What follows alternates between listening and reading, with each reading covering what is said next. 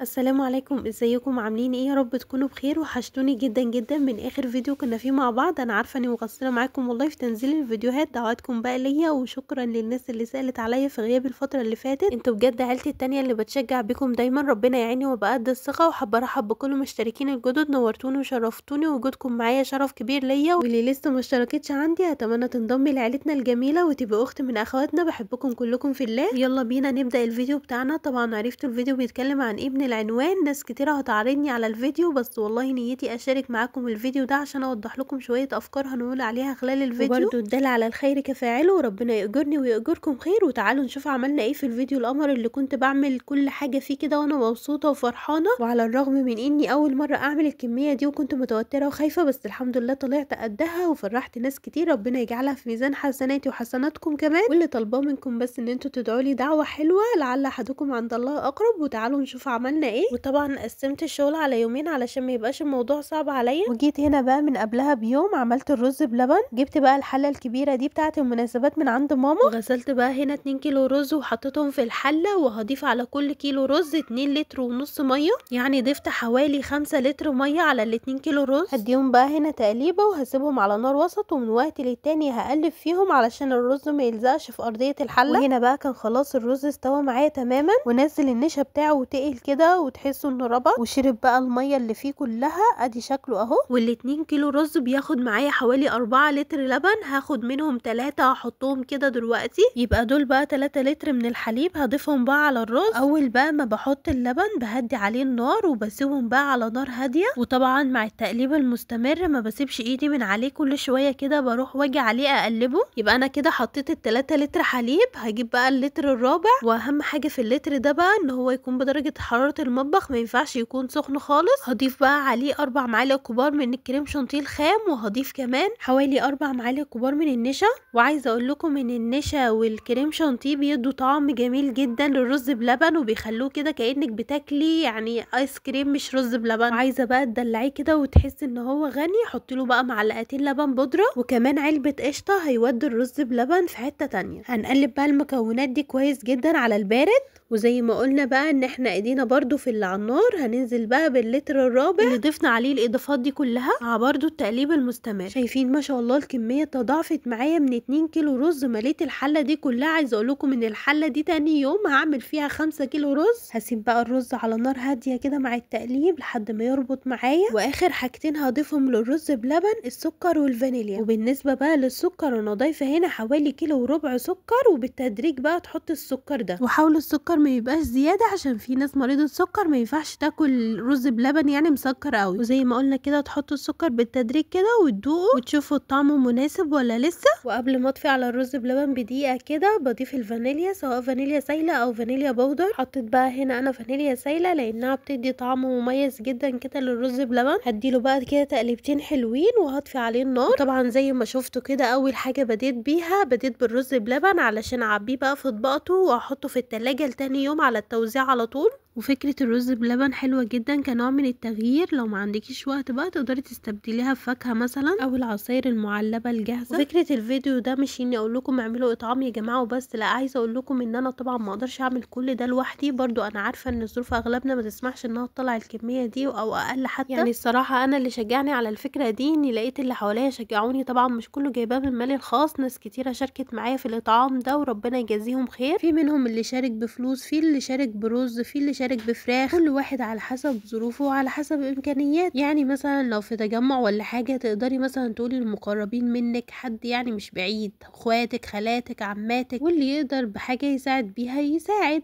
وانتي مثلا تتكلفي بالطبخ والعمل، وبرضو اكيد هتلاقي نفسك بتحطي حاجات من عندك فهتكوني عامله حسابك عليها. ومش شرط برضو يبقى العدد كبير، ممكن 10 افراد او 20 فرد مثلا، على قد ما قدرتك وامكانياتك. يؤجرنا ويجازينا خير ويتقبلها الله مننا، دي اهم حاجه. هنيجي بقى لتاني حاجه انا عملتها. جبت الفراخ كده طبعا طازه، دول 10 فرخات، هقسم كل فرخه على 5. جبت الفرخه كانت وسط، الفرخه في حدود 150 علشان برضو ما تكلفش معايا واقدر اوزع كميات اكتر، وفي نفس الوقت برضو الناي يبقى معقول يعني مظبوط على قد الفرد. وزي ما قلت لكم الفرخه بقسمها على 5، الصدر بقسمه على 3، والوراك بقسمهم على 2، بحيث ان ال10 فرخات اللي معايا دول يعملوا 50 وجبه. وبعد ما بقسم الفرخه بتاعتي بشيل اي دهون او اي حاجه مش مستحبه في الفرخه، بشيلها الدهون والجلود اللي هي الزيادة دي بشيلها، وحوالين الرقبة بيبقى فيه جلد ودهون زيادة كده لازم بتخلص منها خالص، والوراك برضو نفس الكلام بيبقى فيه دهون كده في الوراك ودموم كده متجمعة لازم بشيلها وبتخلص منها لانها بتعمل زفارة برضو. وبعد ما قطعت كمية الفراخ دي كلها مسكت كده واحدة واحدة كده تحت الحنفية وغسلتها كويس. بعدين بقى هعمل لهم محلول نقع حلو كده، احط بقى حبة ملح حلوين على حسب الكمية اللي معايا، وهعصر برضو كم ليمونة كده وهحطهم بقشرهم، وهضيف عليهم كمان حبة خل، وكمان هضيف كده كم معلقة من الدقيق، وهنزل بقى بشوية مية عليهم بحيث الفراخ كلها كده تتغطى بالمحلول الحلو ده. هسيبهم حوالي نص ساعة اكون ظبطت التتبيلة بتاعتهم. معايا هنا حوالي كيلو ونص بصل وكمان قرن فلفل وحبة توم كده حلوين. هنفرم بقى ده كله في الكبة، وطبعا عشان الكبة صغيرة فهفرمهم على كذا مرة. حسيت برضو اني محتاجة احط لهم طماطم فحطيت لهم كده كم من طماطمية عشان يدوا لون حلو كده الفراخ بعد ما تستوي. برضو الطماطم بتطري الفراخ كده وبتديها طعم حلو.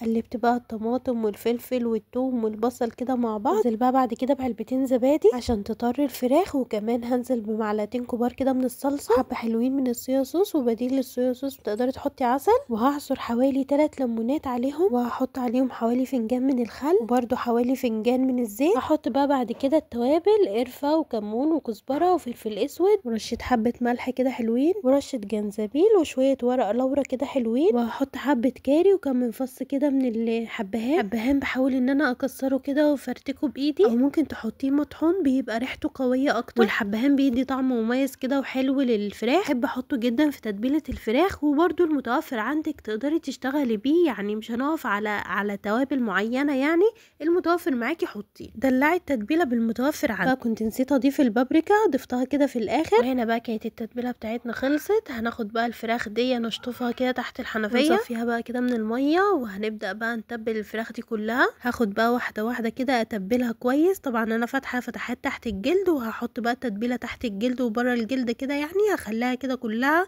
فيها من التتبيله دي. هتبل بقى كل الكميه اللي معايا دي، ولو زيت التتبيله عادي تقدري تشيلها في الفريزر تتبلي بيها في اي وقت. اغطيهم بقى وهدخلهم في التلاجة لتاني يوم. تاني يوم بقى هطلعهم على التسويه على طول. تالت حاجه بقى هعملها الفاصوليا. طبعا لازم بشوفها الاول اذا كان فيها حاجه ولا لا، لانها ممكن تبقى جايه فيها لبه ولا اي حاجه. وبعد بقى ما شفتها كده مفيهاش اي حاجه كلها زي الفل، هنضيف عليها بقى شويه ميه وهنركنها على جنب كده شويه حوالي 3-4 ساعات كده. وهنا بقى كده بعد ما اتنقعت حجمها تضاعف هفضي الميه اللي فيها وهملاها ميه نظيفه، وهرفعها بقى اسلقها على البوتاجاز. وطالما اتنقعت شويه مش هتاخد وقت كتير في التسويه. تعالوا بقى بعد كده نعمل التسبيكه للفاصوليا. معايا هنا حوالي نص كيلو بصل فرمتهم كده وحطيتهم في الحله، وحط حبه زيت، وهضيف عليهم كمان حوالي مكعبين زبده، وهنشوحهم بقى على النار لحد بقى ما ياخدوا اللون الذهبي الحلو ده. وبعد ما تتشوح كده شويه هنزل بقى بمعلقه كده من الثوم المفروم. اول بقى ما ريحه الثوم تتشوح كده معايا شويه وريحتها تظهر هحط حوالي 3 معالق كبار كده من الصلصه المعلبه. هشوح البصل مع الصلصه شويه، وهكون مجهزه الطماطم ضربها في الخلاط. وبعد بقى ما خدوا تشويحه حلوه مع بعضهم هنزل بالطماطم، هسيبهم بقى يتسبكوا كده. وهنا بقى كانوا خلاص يعتبر يتسبكوا معايا. هحط بقى حوالي معلقه بابريكا، وهحط برضو معلقه سكر. هحط بقى بعد كده فلفل اسود وكمون وكزبره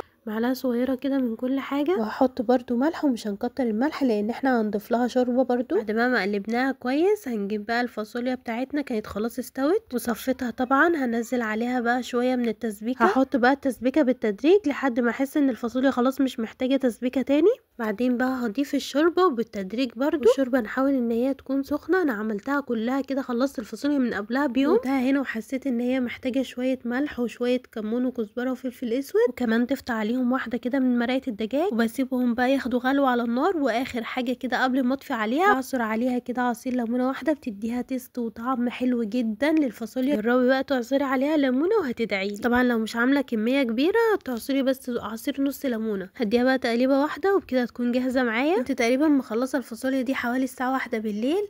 جيت هنا بقى كان تاني يوم الصبح اللي هو اليوم اللي هنوزع فيه الوجبات. طلعت بقى الفراخ من التلاجة وهبتدي بقى ارصها في السجاد، واحط طبعا الصدور مع بعض والوراك مع بعض عشان التسويه الكل يبقى سوا واحد ومظبوط، لان الصدور بتاخد وقت اطول شويه عن الوراك. واهم حاجه ان هي تبقى خالصه لوجه الله تعالى، ربنا يتقبلها مننا يا رب. وطبعا كل واحد ساهم في الاطعام يحط النوايا اللي هو عايزها، مثلا اللي بيساعد بنية شفاء مريض او تفريج كرب مسلم او اطعام مسكين او يدخل السرور على المسلم او او صدقة على حد متوفي مثلا. حطوا النوايا دي كلها، جربوا بجد تعملوا كده. انا والله عن نفسي اعمل كده كل شهر، واحنا بقى داخلين على رمضان شهر الخير كله. يا سلام بقى لو بجانب كل النوايا دي كلها نية افطار صائم، هتكون جميلة جدا. ربنا يعيننا ويعينكم وتقدروا تعملوا كده. والاهم من كل ده ان الاطعام يوصل للناس المستحقة فعلا، مش اي حد وخلاص. بعد بقى ما حطيت كله في السجاد، كانت زايدة شوية التتبيلة دي، فحطيت بقى كده على الوش كده شوية في كل صاج. ادخلهم بقى الفرن، وكده فاضل لي الرز والسلطة. وحاولي في اليوم ده تستعيني باي حد من قرايبك، صاحبتك، بنت خالتك، اي حد يبقى معاكي، لان طبعا وقت التوزيع والكلام ده بتاخدي وقت على بال ما تغرفي كذا حاجة. تعالوا بقى بعد كده نعمل الرز. انا هعمل في الحلة دي حوالي 5 كيلو رز، وهعمل كمان كيلو تاني، يعني هعمل 6 كيلو رز. ده بقى هعمله رز برز، والكيلو السادس ده هعمله رز بشعرية. غسلت هنا حوالي كيلو رز، وهبتدي ان انا احمره بقى لحد بقى ما يوصل للون الجولد الحلو ده. هنزل بقى عليه بال4 كيلو رز، وهقلبهم كويس لحد بقى ما يتشوحوا كويس جدا على النار، عشان يبقى رز حلو كده ومفلفل. هضيف بقى عليهم الملح. لكل كيلو رز هحط معلقة كبيرة كده من الملح، اقلبهم بقى كويس. وبعد كده هنزل بالمية، ولكل كيلو رز لتر مية. بالنسبة لي بحب اسمع الطشة دي في الرز، بحس كده ان الرز اتشوح كويس وهيبقى مفلفل معايا وحلو وجميل. طبعا المية لازم بتكون سخنة ومغلية. ياخدوا غلوة بقى وهنوطي عليه النار. وهنا بقى كانت السلطة خلصت معايا، هتبلها ملح وكمون وكزبرة، واعصر عليها بقى ليمون. هقلبها بقى كويس، واول حاجة هبتدي اغرفها هي السلطة طبعا علشان مش بتبرد. طبعا الفاصوليا عشان من الليل والجو ساقع فهسخنها. عملت هنا كمان شوية رز بشعرية، والرز برز كان خلاص استوى. غرفنا بقى هنا الفاصوليا، وخلاص كان الفراخ استوت في الفرن. هكمل بقى غرف كل حاجة. وهنا بقى كنا خلاص خلصنا كده كل حاجة، وغرفنا كل حاجة على بس التقفيل. هنطلع بقى الرز بلبن من التلاجة، وكل واحد ليه وجبة، ليه علبة رز بلبن. دول بقى 50 وجبة. ربنا يجعلها في ميزان حسناتي وحسنات كل من شارك وساعد في اليوم ده، وربنا يرزقنا ويرزقكم الخير كله، ونقدر نعمل كده تاني. ربنا يفرح قلوبكم جميعا يا رب. لو وصلتوا بقى معايا لهنا ما تنسوش بقى تدعموني بلايك واشتراك لو اول مرة بتشوفوني، وما تنسوش برضو تدعوا لي دعوة حلوة. اشوفكم بقى على خير في الفيديوهات الجديدة اللي جاية. سلام عليكم.